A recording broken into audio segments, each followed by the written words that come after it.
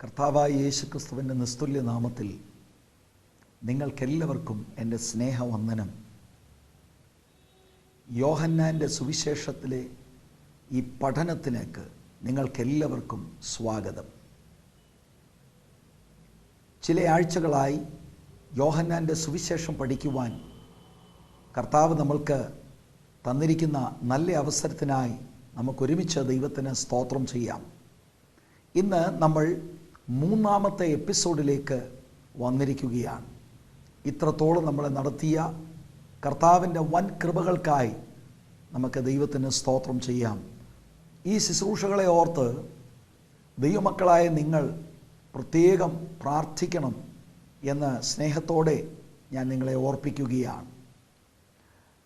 യോഹന്നാൻ്റെ സുവിശേഷം അതിൻ്റെ 1-ാം അധ്യായത്തിൻ്റെ ആദ്യത്തെ 18 വാക്യങ്ങളാണ് ഈ പുസ്തകത്തിൻ്റെ മുഖവര, അതിൻ്റെ ഇൻട്രൊഡക്ഷൻ. ആ ഇൻട്രൊഡക്ഷനെ തന്നെ ഞാൻ പലതായി വിഭജിച്ചിരുന്നു.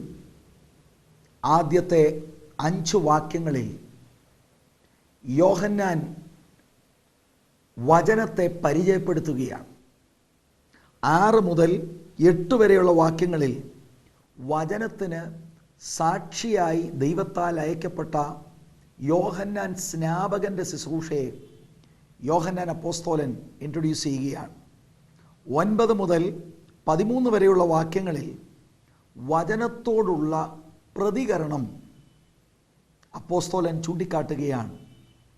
അതിനുശേഷം 14 മുതൽ 18 വരെയുള്ള വാക്യത്തിൽ വചനം ജഡമായി തീർന്നു എന്നുള്ളത് യോഹന്നാൻ നമ്മളെ പഠിപ്പിക്കുകയാണ്. നമ്മൾ ഈ മുഖവരയിൽ ആദ്യത്തെ ആ വിഭജനത്തിൽ ആണ് ഇപ്പോൾ നിൽക്കുന്നത്. കഴിഞ്ഞ ആഴ്ചയിൽ അതിൻ്റെ 1-ാം വാക്യം നമ്മൾ ശ്രദ്ധിക്കുകയുണ്ടായി. ആദിയിൽ വചനം ഉണ്ടായിരുന്നു, വചനം ദൈവത്തോടു കൂടിയായിരുന്നു, വചനം ദൈവമായിരുന്നു. അത് കർത്താവിൻ്റെ പ്രീ എക്സിസ്റ്റൻസിനെ സൂചിപ്പിക്കുന്ന ഒരു മനോഹരമായ വാക്യമാണ്. കർത്താവ് ഇന്നലത്തെ നിത്യത മുതൽ ഉണ്ടായിരുന്നവനാണ് എന്ന വിലയേറിയ സത്യം ശക്തമായി ചൂണ്ടിക്കാട്ടുന്ന ഒരു വേദഭാഗമാണ്. യോഹന്നാൻ്റെ സുവിശേഷം 20-ാം അധ്യായത്തിൻ്റെ 30-31 വാക്യങ്ങളിൽ യോഹന്നാൻ അപ്പോസ്തലൻ ഇത് എഴുതുന്നതിൻ്റെ ഉദ്ദേശത്തെ താൻ വളരെ വ്യക്തമാക്കുകയാണ്. പ്രധാനമായി തൻ്റെ വായനക്കാർക്ക് യേശുക്രിസ്തുവിൻ്റെ ദൈവത്വത്തെയാണ് എഴുത്തുകാരന് ചൂണ്ടിക്കാട്ടുവാനുള്ളത്. അതുകൊണ്ട് ഈ ആദ്യത്തെ വാക്യം അതിന് ശക്തമായ പിന്താങ്ങൽ കൊടുക്കുന്ന ഒരു വചനമാണ്. യേശു ഇന്നലത്തെ നിത്യത മുതൽ ഉണ്ടായിരുന്നു. ഈ 5 വാക്യങ്ങൾ അടങ്ങിയ ആദ്യത്തെ വിഭജനം യേശുക്രിസ്തുവിൻ്റെ പ്രീ എക്സിസ്റ്റൻസും യേശുക്രിസ്തുവിൻ്റെ കോ എക്സിസ്റ്റൻസും യേശുക്രിസ്തുവിൻ്റെ സെൽഫ് എക്സിസ്റ്റൻസും വളരെ വ്യക്തമാക്കുന്ന വാക്യങ്ങളാണ്. വചനം വചനം വചനം എന്ന 3 ആവർത്തി ആദ്യത്തെ വാക്യത്തിൽ നമുക്ക് കാണുവാൻ കഴിയും. ഞാൻ കഴിഞ്ഞ എപ്പിസോഡിൽ ഓർപ്പിച്ചതുപോലെ 14-ാമത്തെ വാക്യവും 18-ാമത്തെ വാക്യവും കൂടെ നമ്മൾ ചേർത്ത് പഠിക്കുമ്പോഴാണ് വചനം എന്ന് എഴുത്തുകാരൻ ഉദ്ദേശിക്കുന്നത് യേശുക്രിസ്തുവിനെ കുറിച്ചാണ്. അങ്ങനെ വചനം എന്ന പേരിൽ യേശുക്രിസ്തുവിനെ ഇൻട്രൊഡ്യൂസ് ചെയ്യാനുള്ള കാരണവും ഞാൻ കഴിഞ്ഞ എപ്പിസോഡിൽ സൂചിപ്പിക്കുകയുണ്ടായി. മഹത്വമേറിയ 3 കാര്യങ്ങളാണ് എഴുത്തുകാരൻ സൂചിപ്പിക്കുന്നത്. ഒന്ന്, ഞാൻ ഓർപ്പിച്ചതുപോലെ the pre existence of Jesus Christ. Yeshu കർത്താവ് ചരിത്രത്തിൽ വന്ന ഒരു മത നേതാവ് എന്ന നിലയിലാണ് നിങ്ങൾ യേശുവിനെ മനസ്സിലാക്കിയതെങ്കിൽ ആ ധാരണയ്ക്ക് തിരുത്തൽ ഉണ്ടാകണം. കന്യക മറിയമിൽ ജഡമെടുത്ത യേശു ഇന്നലത്തെ നിത്യതയിൽ ഉണ്ടായിരുന്നവനാണ്. ഇന്നലത്തെ നിത്യതയിൽ അവിടുന്ന് പിതാവാം ദൈവവുമായി ചേർന്ന് കൂട്ടായ്മ ആചരിച്ചവനാണ്. മാത്രമല്ല, ഇന്ന് നമ്മൾ പഠിക്കാൻ പോകുന്ന ആ വചനങ്ങളോട് ചേർത്ത് പറഞ്ഞാൽ അവിടുന്ന് സെൽഫ് എക്സിസ്റ്റൻ്റ് ആണ്, സ്വയംഭൂവാണ്. ആകയാൽ യേശു കർത്താവ് ദൈവമാണ്. യേശു ഒരു സൃഷ്ടിക്കപ്പെട്ട വ്യക്തിത്വമല്ല. യേശു ഇന്നലത്തെ നിത്യത മുതൽ സ്വയംഭൂവായി, he was self existent, he is God. യേശുക്രിസ്തുവിൻ്റെ ദൈവത്വവും ത്രിത്വവും രക്ഷിക്കപ്പെടാത്ത ഒരു മനുഷ്യന് അത് പെട്ടെന്ന് മനസ്സിലാകില്ല. ദൈവം ഒരുവനാണ്. ദൈവത്വത്തിൽ 3 ആളത്വമുണ്ട് എന്ന ഗൗരവമേറിയ സബ്ജക്റ്റ് ബൈബിൾ വിശ്വസിക്കാത്ത ഒരാളിന് അത് മനസ്സിലാക്കാൻ കഴിയുകയില്ല. രക്ഷിക്കപ്പെടാത്ത ഒരു മനുഷ്യൻ അത് ബുദ്ധിയിൽ ചിന്തിച്ചാൽ ഒരിക്കലും ആ ദൈവിക സത്യം തിരിച്ചറിയാൻ കഴിയത്തില്ല. എന്നാൽ രക്ഷിക്കപ്പെട്ട ഒരു ദൈവ പൈതൽ, വിശുദ്ധ വേദപുസ്തകം ദൈവത്തിൻ്റെ വചനമാണെന്ന് വിശ്വസിക്കുന്ന ഒരു വ്യക്തിക്ക് ഈ സത്യങ്ങൾ മനസ്സിലാക്കാൻ ഒരു പാടുമില്ല. ദൈവത്വത്തെക്കുറിച്ചുള്ള വെളിപ്പാടാണ്. ദൈവം ഒരുവനാണ്. ആ ഒരു ദൈവത്വത്തിൽ 3 ആളത്വമുണ്ട് എന്നത് അത് വെളിപ്പാടാണ്. വെളിപ്പാടിൽ മാത്രമേ ആത്മീക സത്യങ്ങൾ നമുക്ക് മനസ്സിലാക്കുവാൻ കഴിയുകയുള്ളൂ. കേവലം അത് ബുദ്ധിയിൽ ചിന്തിക്കുവാൻ തുടങ്ങിയാൽ ഒരിക്കലും അത് മനസ്സിലാകുകയില്ല. എന്നാൽ മറിച്ച് വെളിപ്പാട് സ്വീകരിക്കുവാൻ തക്കവണ്ണം രക്ഷയുടെ അനുഭവത്തിൽ വന്ന ഒരു ദൈവപൈതലാണെങ്കിൽ അവർക്ക് യാതൊരു നിലയിലും ഒരു കൺഫ്യൂഷൻ ഉണ്ടാക്കുന്ന കാര്യമല്ല. വ്യക്തിപരമായ എൻ്റെ ജീവിതത്തിൽ യേശുക്രിസ്തുവിൻ്റെ ദൈവത്വത്തിൽ ഉള്ള 3 ആളത്വങ്ങളെ സ്വീകരിക്കുവാൻ എനിക്കൊരിക്കലും കൺഫ്യൂഷൻ ഉണ്ടായിട്ടില്ല. കാരണം ദൈവത്തിൻ്റെ വചനം, ബൈബിൾ ദൈവത്തിൻ്റെ വചനമാണെന്ന് ഞാൻ വിശ്വസിക്കുന്നു. ദൈവവചനത്തിന് തെറ്റുപറ്റത്തില്ലെന്ന് ഞാൻ വിശ്വസിക്കുന്നു. ബൈബിൾ മാത്രമേ ദൈവവചനമുള്ളൂ എന്ന് ഞാൻ വിശ്വസിക്കുന്നു. ആകയാൽ വചനത്തിന് ദൈവത്തെ പരിചയപ്പെടുത്തുവാനുള്ള ആ വെളിപ്പാട് ഞാൻ സ്വീകരിക്കുന്നു. അനേക ദുരുപദേശങ്ങൾ യേശുക്രിസ്തുവിൻ്റെ ദൈവത്വത്തോടുള്ള ബന്ധത്തിലും ത്രിത്വത്തോടുള്ള ബന്ധത്തിലും ഉണ്ട്. അതെൻ്റെ കേൾവിക്കാരായ നിങ്ങൾക്കും ആ കാര്യങ്ങളെക്കുറിച്ച് ബോധ്യമുണ്ട് എന്ന ധാരണയാണ് എനിക്കുള്ളത്. പലർക്കും ഇഗ്നറൻസ് നിമിത്തമാണ് മറ്റു ചിലർ മനഃപൂർവമായി യേശുക്രിസ്തുവിനെ തരംതാണ് കാണുവാൻ, അങ്ങനെ പ്രചരിപ്പിക്കുവാൻ താല്പര്യപ്പെടുന്നുണ്ട്. എന്നാൽ ഈ ദൈവവചന പഠനത്തിൽ അങ്ങനെയുള്ള കാര്യങ്ങൾക്ക് ഒരു മറുപടിയൂടെ ലഭ്യമാകും എന്ന് ഞാൻ ആശിക്കുകയാണ്, ഞാനത് വിശ്വസിക്കുകയാണ്. 1-ാമത്തെ വാക്യം ഞാൻ നിങ്ങളെ പരിചയപ്പെടുത്തിയതുകൊണ്ട് അതിൽ കൂടുതൽ സമയം ഇനി നിൽപ്പാൻ താല്പര്യപ്പെടുന്നില്ല. 2-ാമത്തെ വാക്യത്തിലേക്ക് ഞാൻ നിങ്ങളുടെ ശ്രദ്ധ തിരിക്കുകയാണ്. അവൻ ആദിയിൽ ദൈവത്തോടുകൂടെ ആയിരുന്നു. 1-ാമത്തെ വാക്യത്തിൽ അടങ്ങിയ സകല അർത്ഥവും ഉൾക്കൊണ്ടുകൊണ്ട് 2-ാം വാക്യം 1-ാം വാക്യത്തിൽ യേശുക്രിസ്തുവിൻ്റെ പ്രീ എക്സിസ്റ്റൻസിനെ കുറിച്ച് ഉള്ള അടങ്ങിയ ആ കാര്യത്തിന് പിന്നെയും അത് പിന്താങ്ങുകയാണ്. അവൻ എന്ന പ്രയോഗം കൊണ്ട് വചനത്തിന് വ്യക്തിത്വമുണ്ട്, ഡിസ്റ്റിങ്ക്റ്റീവ്നെസ് ഉണ്ട്, പേഴ്സണാലിറ്റി ഉണ്ട് എന്നുള്ളത് പിന്നെയും കാണിക്കുന്ന ഒരു പ്രയോഗമാണ് വചനത്തെ അവൻ എന്ന് വിളിക്കുന്നത്. വചനം യേശുക്രിസ്തുവാണ്. യേശുക്രിസ്തുവിനെയാണ് അവൻ എന്ന വാക്കുകൊണ്ട് യോഹന്നാൻ സംബോധന ചെയ്യുന്നത്.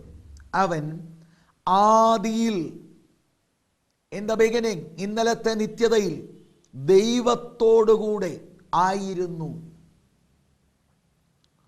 He was with God in the beginning. അങ്ങനെയാണെങ്കിൽ ദൈവവും അവൻ വചനവും രണ്ട് വ്യക്തിത്വങ്ങൾ പിന്നെയും വെളിപ്പെടുകയാണ്. ഇന്നലത്തെ നിത്യത മുതൽ ഒരുമിച്ചായിരുന്നു. പിന്നീടാണ് പരിശുദ്ധാത്മാവിനെ കുറിച്ച് നമ്മൾ പഠിക്കുന്നത്. അങ്ങനെ ദൈവത്തിൻ്റെ ബീയിങ്ങിൽ മൂന്ന് ആളത്വമുണ്ട് എന്ന് റിപ്പീറ്റഡായി യോഹന്നാൻ ദൈവവചനത്തിലൂടെ നമ്മെ മനസ്സിലാക്കുകയാണ്. അതുപോലെ തന്നെ 1-ാം വാക്യത്തിൽ ഉണ്ടായിരുന്ന അതേ പ്രയോഗം 2-ാം വാക്യത്തിലും ഉണ്ട്. ആയിരുന്നു എന്ന ആ പ്രയോഗം, എയ്മി എന്ന ആ ഗ്രീക്ക് ക്രിയാപദത്തിൽ നിന്നാണ് വാസ് അല്ലെങ്കിൽ ആയിരുന്നു എന്ന ആ പ്രയോഗം വരുന്നത്. ദൈവത്വത്തിന് മാത്രം ഉപയോഗിക്കുന്ന ഒരു പ്രയോഗമാണ് എയ്മി എന്ന ആ പ്രയോഗത്തിൽ നിന്ന് എൻ എന്ന പ്രയോഗം അവിടെ എഴുതിയിരിക്കുന്നത്. ആകയാൽ യേശുക്രിസ്തുവിൻ്റെ ദൈവത്വത്തെ പിന്നെയും ശക്തമായി സൂചിപ്പിക്കുന്ന ഒരു പ്രയോഗമാണ്. യേശുക്രിസ്തുവിൻ്റെ ദൈവത്വത്തെക്കുറിച്ച് ഒരു നിലയിലും ഒരു കൺഫ്യൂഷൻ ഇല്ലാതെ വണ്ണം വളരെ സ്പഷ്ടമായി തെളിയിക്കുന്ന ആദ്യത്തെ 2 വാക്യങ്ങൾ ദൈവമക്കൾ പിന്നെയും വായിക്കുകയും ധ്യാനിക്കുകയും ചെയ്യണം. ക്രിസ്ത്യാനിറ്റിയുടെ ഒരു നോൺ നെഗോഷ്യബിൾ കാര്യമാണ് the deity of Jesus Christ. യേശുക്രിസ്തുവിൻ്റെ ദൈവത്വം എന്ന കാര്യം നിഷേധിച്ചാൽ പിന്നെ ക്രിസ്ത്യാനിറ്റി ഇല്ല. ക്രിസ്ത്യാനിറ്റിയുടെ ഫണ്ടമെൻ്റലായ ഒരു വിഷയമാണ് ജീസസ് ഈസ് ഗോഡ്. അതാണ് ഈ പുസ്തകത്തിന് നമ്മളെ പഠിപ്പിക്കുവാനുള്ളത്.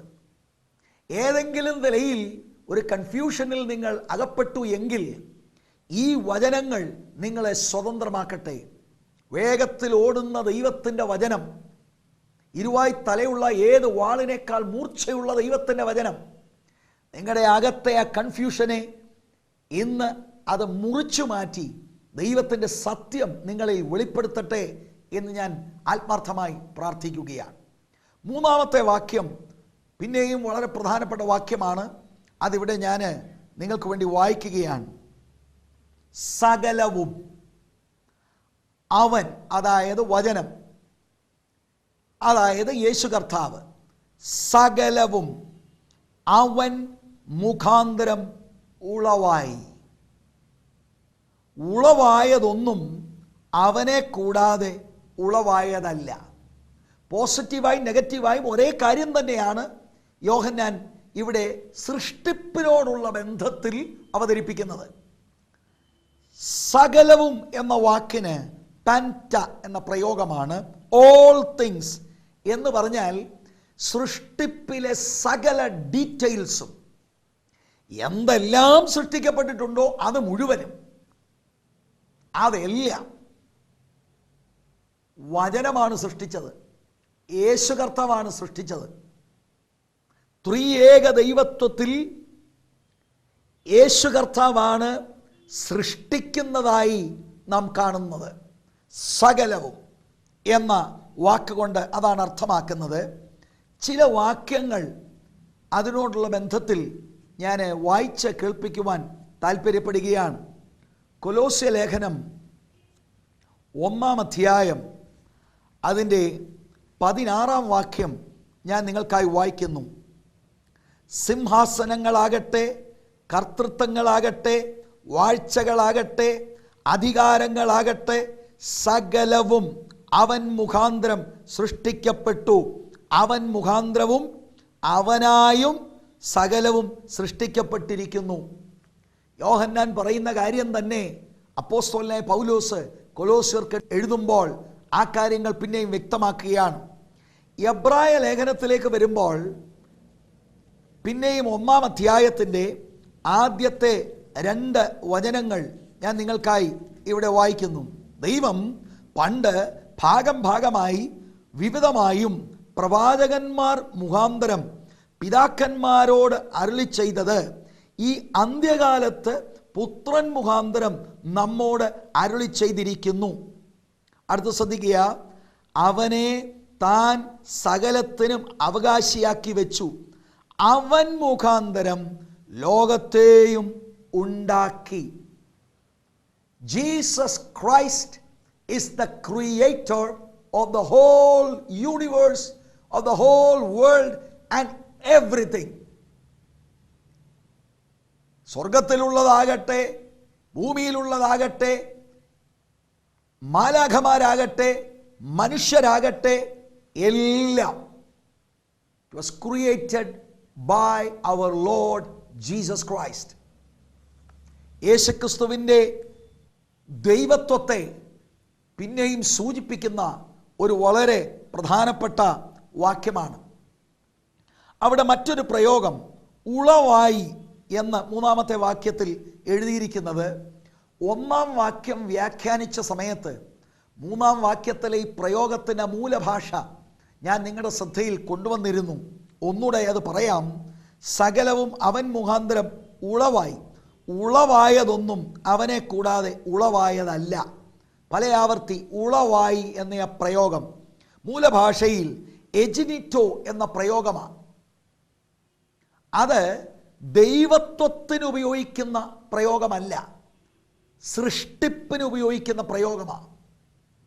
യേശു കർത്താവിനെ കുറിച്ച് പറയുമ്പോൾ ദൈവത്വത്തിന് ഉപയോഗിക്കുന്ന പ്രയോഗവും സൃഷ്ടിച്ച കാര്യങ്ങൾക്ക് ദൈവത്വത്തിന് ഉപയോഗിക്കാത്ത സൃഷ്ടികൾക്ക് ഉപയോഗിക്കുന്ന ഒരു പ്രയോഗമാണ് നമ്മൾ കാണുന്നത്.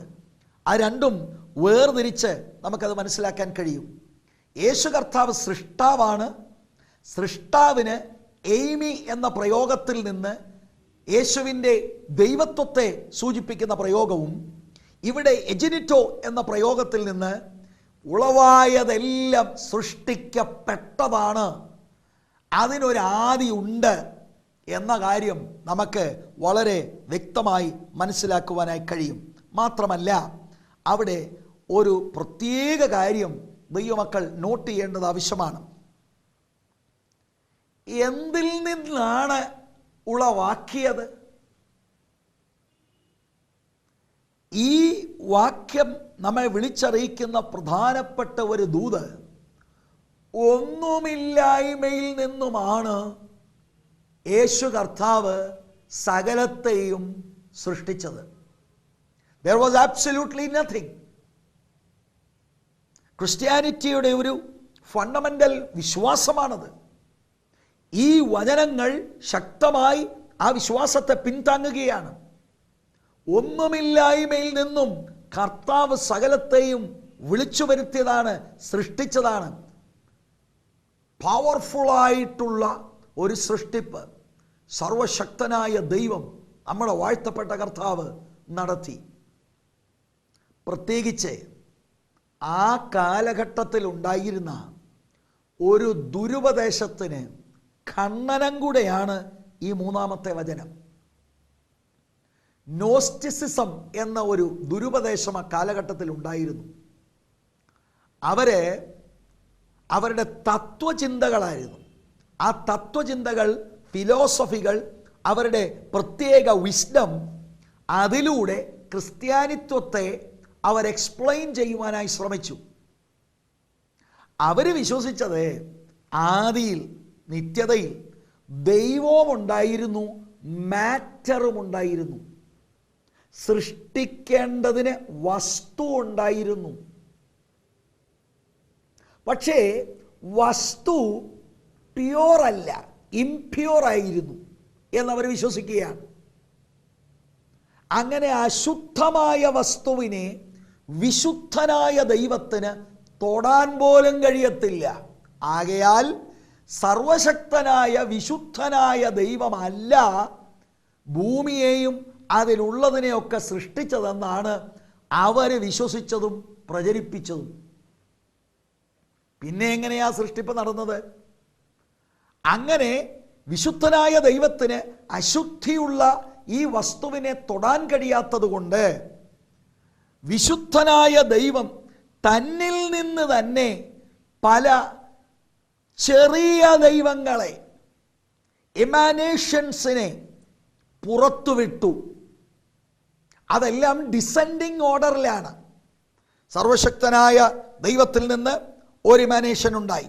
പിന്നെ അതിൽ നിന്ന് വേറെ, അതിൽ നിന്ന് വേറെ, അങ്ങനെ ഒരു സീരീസ് ഓഫ് ഇമാനേഷൻസ് ഉണ്ടായി. അതിൽ ഏറ്റവും താഴത്തെ സീരീസിൻ്റെ താഴെ വരുമ്പോൾ ആ പുറപ്പെട്ടു വന്ന ആ കുട്ടി ദൈവം ജീവനുള്ള ദൈവത്തെ അറിയാത്തയാളും വിശുദ്ധിയില്ലാത്തയാളും ജീവനുള്ള ദൈവവുമായി മത്സരിക്കുന്നയാളായിരുന്നു എന്നും, അങ്ങനെ അശുദ്ധനായ ഒരു വ്യക്തിത്വമാണ് ഈ അശുദ്ധിയുള്ള വസ്തുവിനെ ആ നിലയിൽ സൃഷ്ടിച്ചതെന്നും നോസ്റ്റിസം പ്രചരിപ്പിച്ചിരുന്നു. ആ ഒരു ഉപദേശത്തിന് ശക്തമായ ഖണ്ഡനമാണ് 3-ാം വാക്യത്തിൽ.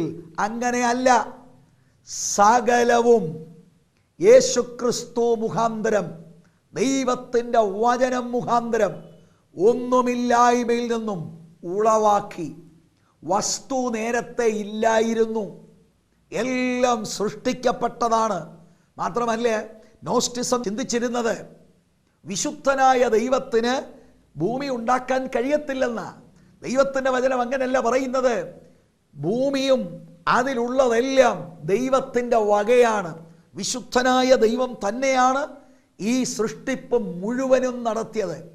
ഇന്ന് നമ്മൾ പാർക്കുന്ന, കാണുന്ന ഈ ലോകം സൃഷ്ടിച്ച ആ ദിവസത്തേക്കാൾ വളരെ അധികം താണനിലവാരത്തിലായിപ്പോയി എന്നത് ദൈവവചനം നമ്മളെ പഠിപ്പിക്കുന്നുണ്ട്. അതിൻ്റെ കാരണം മനുഷ്യൻ പാപം ചെയ്ത് മനുഷ്യൻ്റെ വീഴ്ചയാണ്. എന്നാൽ സൃഷ്ടിച്ചപ്പോൾ സകലതും ദൈവം നല്ലത് എന്ന് അവൻ കണ്ടു. വളരെ മനോഹരമായാണ് ഈ ഭൂമിയെയും അതിലുള്ള എല്ലാത്തിനെയും ദൈവം സൃഷ്ടിച്ചത്. എന്നാൽ അത് ഈ നിലവാരത്തിലായിത്തീർന്നതാണ്. കാരണം ഇതിൽ പാർപ്പിച്ച മനുഷ്യൻ പാപം ചെയ്ത് ദൈവകൃപ നഷ്ടപ്പെടുത്തി. അന്ന് മുതൽ ഈ ഭൂമി അങ്ങനെ അധപ്പതിച്ചു വരികയാണ്.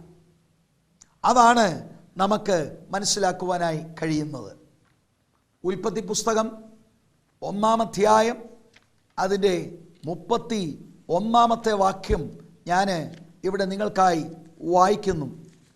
താൻ ഉണ്ടാക്കിയതിനെ ഒക്കെയും ദൈവം നോക്കി, അതെത്രയും നല്ലത് എന്ന് കണ്ടു. സന്ധ്യയായി ഉഷസ്സുമായി 6-ാം ദിവസം. ദൈവം ഉണ്ടാക്കിയതെല്ലാം നല്ലതായിട്ടാണ് ഉണ്ടാക്കിയത്. മനുഷ്യൻ്റെ പാപം നിമിത്തമാണ് ഭൂമി ഈ നിലവാരത്തിലേക്ക് ആയിത്തീർന്നത്. എന്നെ കേട്ടുകൊണ്ടിരിക്കുന്ന ദൈവമക്കളോട് ഞാൻ ചോദിക്കട്ടെ,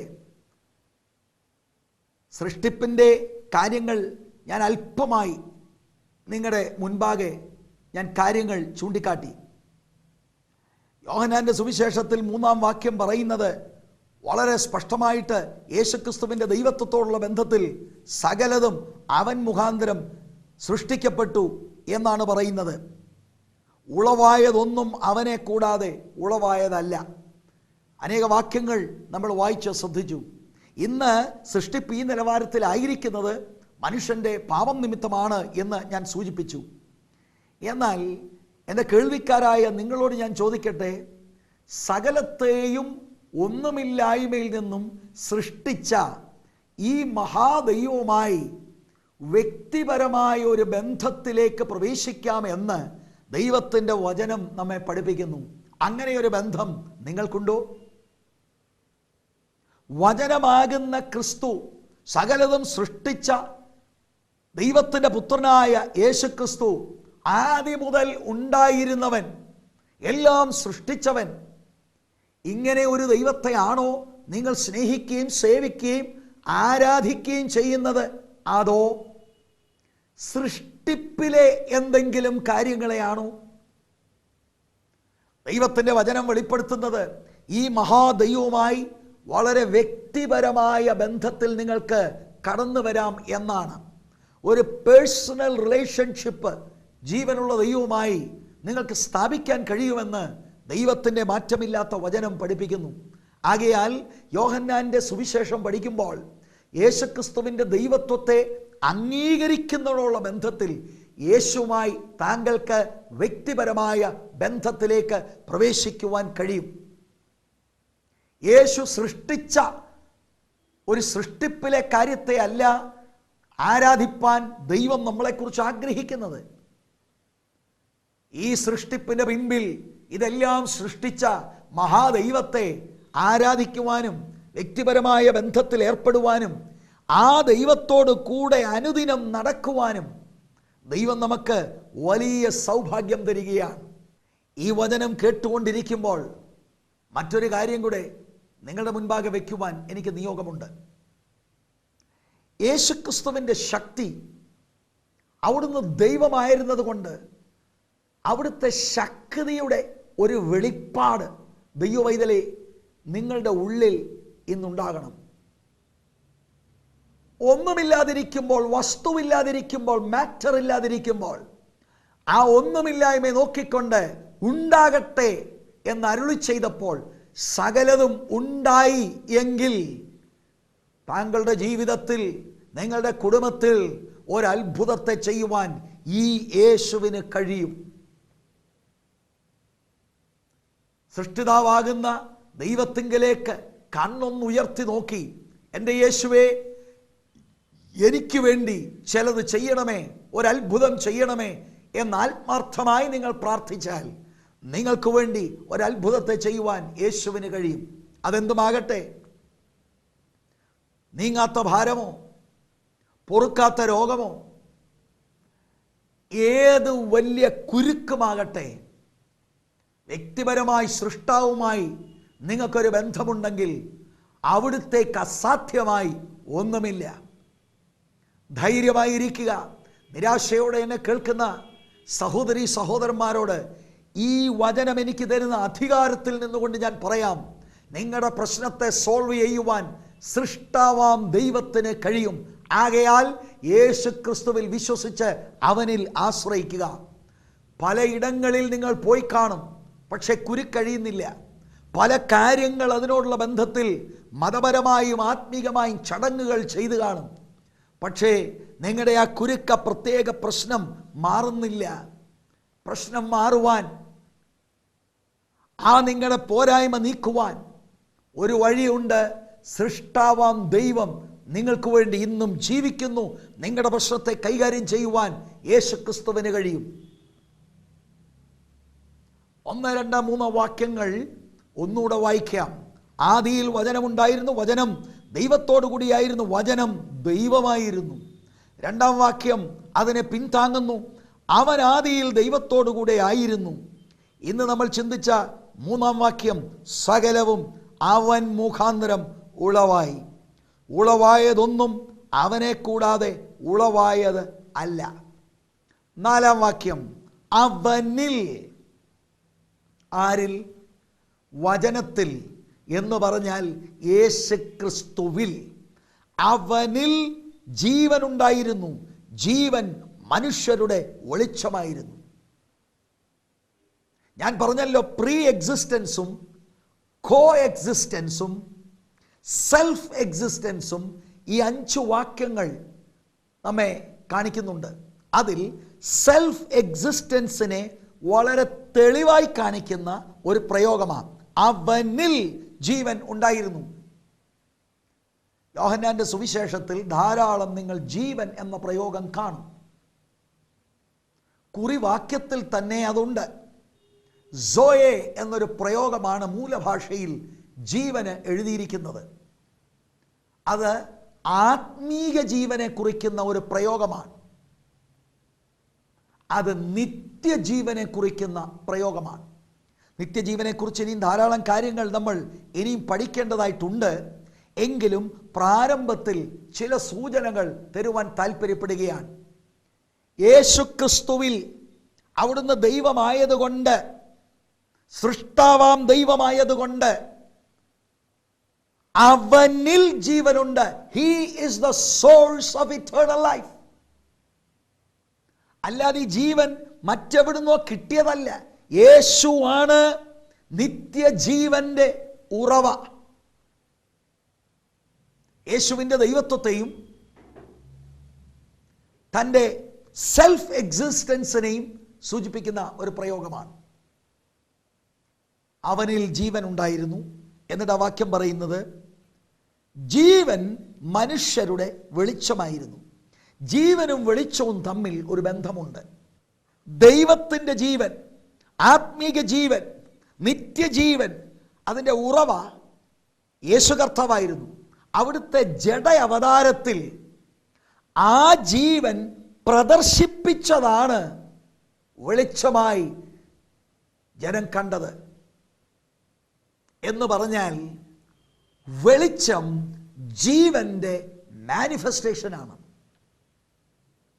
അങ്ങനെയാണെങ്കിൽ ജഡാവതാരം ചെയ്ത യേശുക്രിസ്തുവിനെ നോക്കിയാൽ നിത്യജീവൻ എന്താണെന്ന് മനസ്സിലാക്കാൻ കഴിയും. കേവലം വർഷങ്ങളുടെ ദൈർഘ്യം മാത്രമല്ല നിത്യജീവൻ. നിത്യജീവൻ സോയെ, ജീവന്റെ ക്വാളിറ്റി കാണിക്കുന്നു. ദൈവത്തിൻ്റെ ജീവൻ യേശുക്രിസ്തുവിൽ ഉണ്ടായിരുന്നു. അതുകൊണ്ടാണ് അവിടുന്ന് നീതിയോടെ ജീവിച്ച് നന്മ ചെയ്തത്. ഇരുട്ടടങ്ങിയ ഈ ലോകത്തിൽ ലോകത്തിൻ്റെ വെളിച്ചമായി അവിടുന്ന് 33 വർഷം ഈ ലോകത്തിൽ പാർത്തത്. ആ നിത്യജീവൻ യേശുവിൽ വിശ്വസിക്കുന്നവർക്കും ലഭ്യമാണ് എന്നാണ് തിരുവെഴുത്ത് പറയുന്നത്. നിത്യജീവന്റെ ഉറവയാകുന്ന യേശുക്രിസ്തുവിങ്കലേക്ക് വരുന്ന ഒരാൾക്ക് അവിടുന്ന് നിത്യജീവനെ, അതായത് ഈ ആത്മീക ജീവനെ, ദൈവത്തിൻ്റെ ജീവനെ പകരുന്നു. അല്ലാതെ ഭൂമിയിൽ ഒരാൾക്ക് ക്വാളിറ്റിയുള്ള ജീവിതം നയിക്കാൻ കഴിയുകയില്ല. പാപത്തോട് എതിർത്ത് നിൽക്കുന്ന, ദൈവത്തിൻ്റെ നീതി ഉൾക്കൊണ്ടുകൊണ്ട് മനുഷ്യരുടെ മുൻപാകെ നീതിയോട് നിൽക്കുവാൻ മുഴു ലോകവും പാപത്തിൻ്റെ പിന്നാലെ പോകുമ്പോൾ, പാപത്തെ പച്ചവെള്ളം പോലെ വലിച്ചു കുടിച്ചുകൊണ്ട് അതിൽ രസിച്ച് മതിമറന്നു പോകുമ്പോൾ, ഒഴുക്കിനെതിരെ നീന്തുവാൻ ദൈവത്തിൻ്റെ ജീവൻ, നിത്യജീവൻ താങ്കളിൽ ആവശ്യമാണ്. എങ്ങനെ സാധിക്കും?